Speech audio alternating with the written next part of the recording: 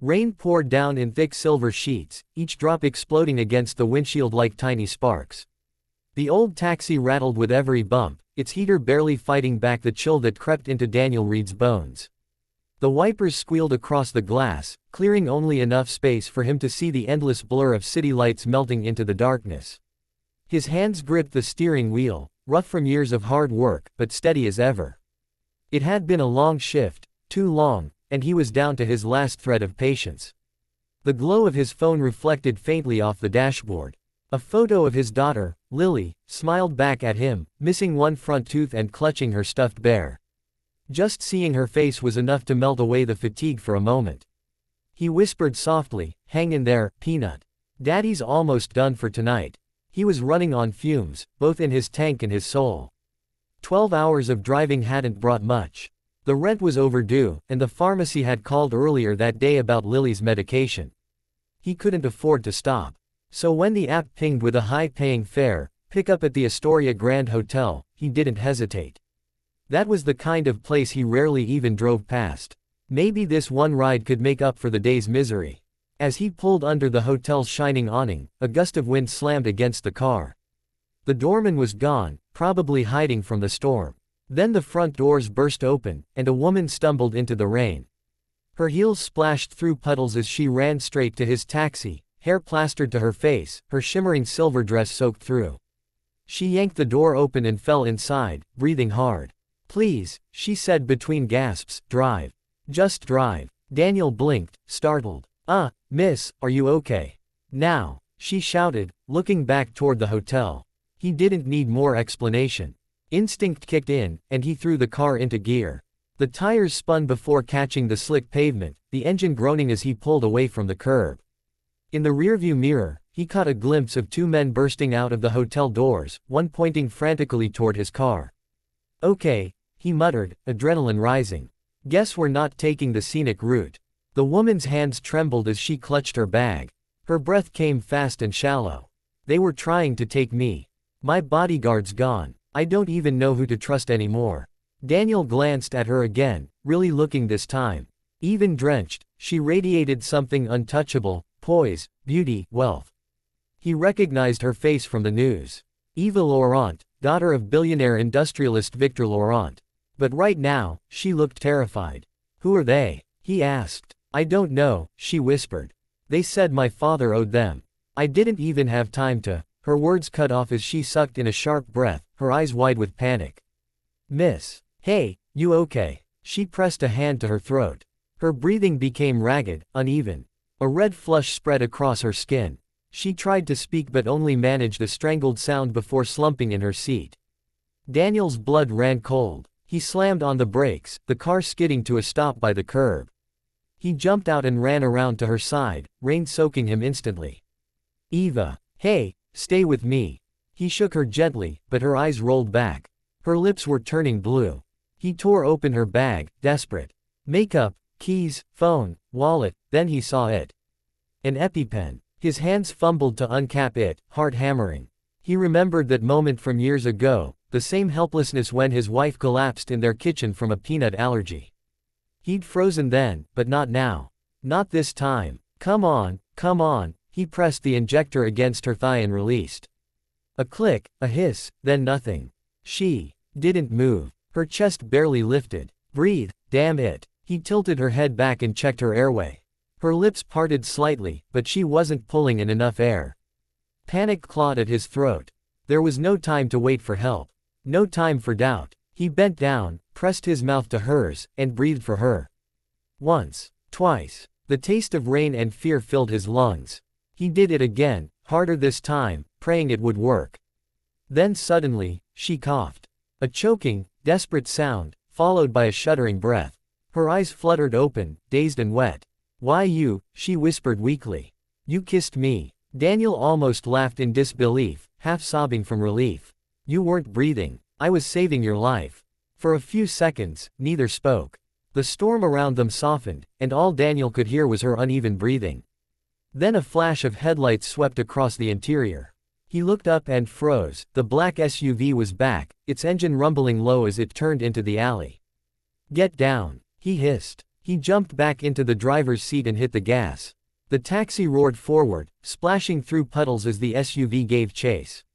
Tires screeched as he took a hard left onto an empty street. His pulse thundered. "Hold on, Eva." She braced herself against the seat, still weak. "Why are they still following?" "Because they don't know when to quit." Daniel gritted his teeth, taking another corner. The SUV kept up easily. He couldn't outrun them in this storm, not in his old cab. He needed a plan. Up ahead, a narrow alley cut between two warehouses. Without thinking, he turned sharply, lights off. The taxi bounced violently over potholes before grinding to a halt in the shadows. "Stay quiet," he whispered. They both watched as the SUV slowed at the intersection, its lights scanning the street before driving past. Silence fell again, broken only by the rain dripping from the roof. Daniel's hands trembled on the wheel. Eva leaned back, exhaling shakily. "I think they're gone." He nodded slowly, every nerve still on edge. "Yeah, for now." For a long while, they just sat there, catching their breath. The storm had eased into a soft drizzle, and in that dim light, she looked different, not like a billionaire heiress, but a frightened, fragile woman who'd just come back from the edge. "Thank you," she murmured. "For saving me." Daniel looked at her, rain running down his face. "You don't have to thank me. I just did what anyone would." "No," she said softly, shaking her head. "No one else did." Their eyes met, and something unspoken lingered in the air. The sirens of a distant police car echoed faintly through the night, and for the first time in hours, Daniel allowed himself to breathe. He'd been through countless nights alone in his taxi, but this one, had changed everything. He started the engine again, voice low. "Let's get you somewhere safe." Eva glanced at him, her expression unreadable. "I already am." The morning light crept through the blinds, washing the tiny apartment in a pale golden hue. Daniel stood by the window, holding his chipped mug of coffee, watching the city wake up below. Horns blared, engines hummed, and for a moment, everything felt normal again. It had been 2 weeks since the night that changed everything, the night he'd saved Eva Lawrence's life. He hadn't seen her since. The police had come and gone, asked questions, thanked him, promised to stay in touch. But they hadn't. And she hadn't either. He told himself that was how it should be. She was from another world, one of private jets and penthouses, while he was just a single dad with grease under his nails and bills stacked on the counter. Still, sometimes when he closed his eyes, he saw her face, the fear in her eyes, the way she'd looked at him afterward, the faint tremor in her voice when she'd said thank you. He sighed and turned toward the couch. Lily was sprawled there, tangled in a blanket, clutching her stuffed bear. Her tiny breaths rose and fell, steady and peaceful. Everything he did, every long shift, every sleepless night, was for her. He brushed a strand of hair from her forehead and whispered, "We're gonna be okay, Peanut.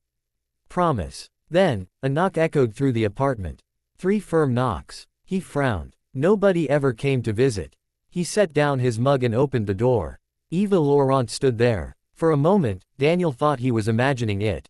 The billionaire heiress, the woman from every magazine cover, was standing in his worn-out doorway, dressed simply in jeans and a white coat, her hair tied loosely behind her. No makeup, no entourage, just her. "Miss Laurent," he stammered. "Eva," she corrected softly.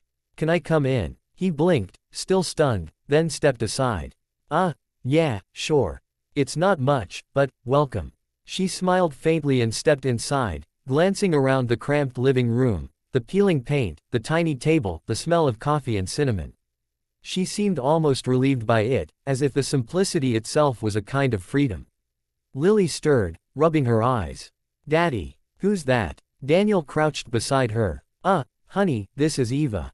She's someone I helped a little while ago." Lily's eyes lit up with curiosity. "The lady from the news. Daddy said you're a princess." Eva chuckled softly, kneeling down to Lily's level. "Something like that. But you can just call me Eva." Lily giggled and hid behind her bear.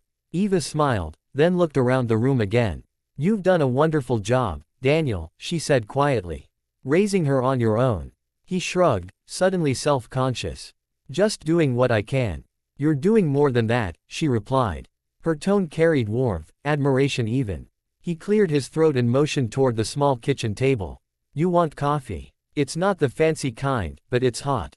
I'd love some, she said, sitting down. As he poured the coffee, Eva watched him carefully. There was something steady about him, something real that money couldn't buy. She'd spent her whole life surrounded by people who only saw her last name. Daniel hadn't even cared about it that night, he'd seen her as a person, not a fortune. I didn't expect to see you again, he admitted, setting the mug in front of her. I had to, she said simply. After that night, I couldn't stop thinking about it. About you. He froze for a second, unsure what to say. Eva, you don't owe me anything. I was just doing what anyone would have done. She shook her head slowly. No. Anyone else would have looked away. But you didn't. You risked your life to protect mine. Daniel leaned back against the counter, uneasy under her gaze. You're safe now. That's what matters. Her expression darkened slightly. Safe, yes, but not unchanged. She hesitated before continuing. My father's people investigated what happened. It wasn't random. It was an inside plot, a business rival trying to force a hostile takeover. They've been arrested. He nodded. That's good to hear. Eva took a deep breath. But even after everything was over, I realized something. For all my wealth, all my power, I've never felt that kind of safety before. Not until that night. Not until you. Daniel's heart pounded. Eva, I'm not saying this to make things complicated, she said quickly.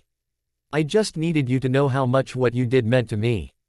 And she hesitated as if weighing every word. I want to see where this could go. If you'd let me. He laughed softly, though it came out more like disbelief. Eva, look around you. You live in a world I can't even imagine. I'm a guy who drives people around for a living. My biggest luxury is a working heater. She smiled gently. Maybe that's why I'm here. Because for once, I want something real. He looked at her, really looked at her, and saw no trace of arrogance or pity. Just sincerity. And it terrified him more than the SUV that had chased them that night. Eva, I have a daughter. I can't give you anything fancy. No trips to Paris, no private islands. She leaned forward slightly. I don't need any of that. I just need honesty. And I already know you have that. For a long moment, silence hung between them, filled only by the soft hum of the refrigerator. Then Lily's voice broke it. Daddy, is Eva gonna stay for dinner? Daniel blinked, caught off guard. Eva laughed, her eyes lighting up. Only if I'm invited. Lily nodded eagerly. We're having spaghetti. Daddy makes the best. Then I'd be honored, Eva said warmly. Dinner was simple but filled with laughter, something Daniel hadn't heard in his home in a long time. Eva didn't act like a billionaire. She told stories about getting lost in her own mansion as a kid, about sneaking into her father's study just to pretend she was the boss.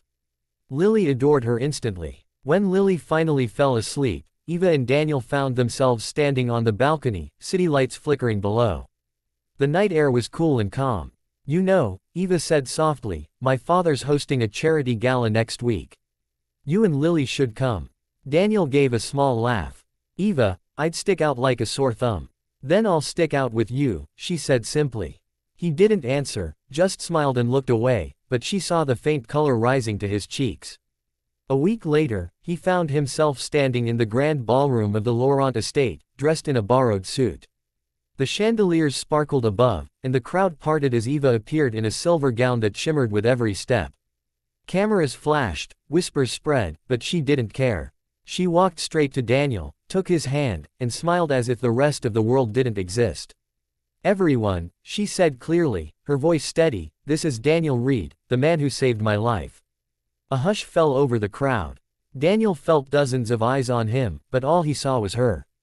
The music began to play, slow and graceful, and Eva held out her hand. Dance with me. He hesitated for a heartbeat, then nodded. As they moved together beneath the glittering lights, the world outside seemed to fade. For the first time in years, Daniel didn't feel invisible. When the song ended, Eva leaned close and whispered, that kiss, the one that saved my life, it wasn't the last one, was it? He smiled, his voice barely a breath. Not if I can help it. And this time, when he kissed her, it wasn't to save her life, it was to start one together.